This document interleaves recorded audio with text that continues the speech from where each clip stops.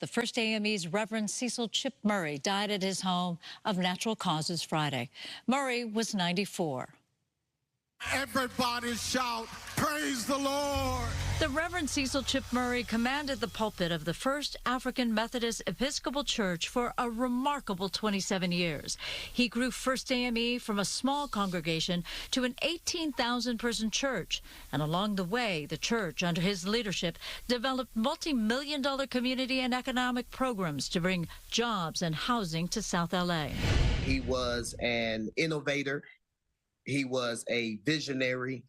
He was a community activist, stood for justice and truth, spoke truth to power. It was his voice and influence that changed the narrative of the LA riots after the not guilty verdict in the case of 4 LAPD officers in the beating of Rodney King. Those fires were started when somebody poured gasoline on the criminal code and the civil code, when somebody took word and truth and poured gasoline on it and burned the whole structure down. He also influenced the life and future of Reverend Christopher Grundy, pastor of 2nd AME Zion.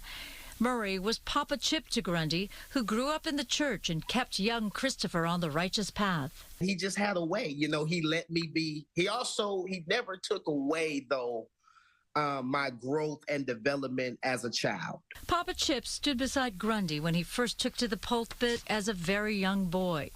Murray's rise to prominence brought to him the likes of presidents like Bill Clinton.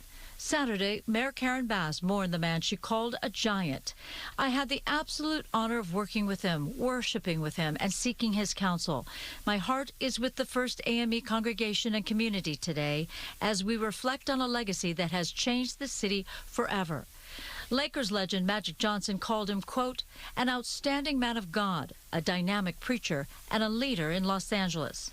Another look at Reverend Murray's sermon during the LA riots. But it is not to our credit that in the flicker of those fires we were found looting and robbing and pillaging and stealing. For that is not us, dear hearts. We are noble people. I know a mother can say, I was stealing milk for my baby. I understand, baby. I understand. But why didn't you come to the church? The Reverend retired from First AME in 2004. In retirement, he taught at USC Center of Religion and Civic Culture. Murray would have been 95 in September, and loved ones were already in the process of planning a celebration.